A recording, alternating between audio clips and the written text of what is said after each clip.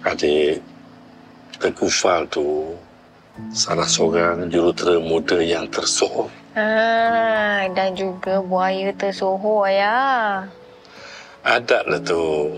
Adat? Kaki perempuan macam tu Ayah cakap adat. 3 tahun saya tak balik jumpa keluarga saya. Jadi saya tak nak rosakkan lagi hubungan saya dengan keluarga saya. Sebab tu saya datang sini nak terus terang dengan awak.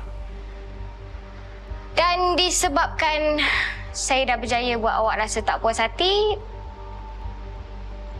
Aunty nak saya jadi menantu dia betul-betul. Kan? Aku rasa aku dah nampak dah. Apa? Cakaplah.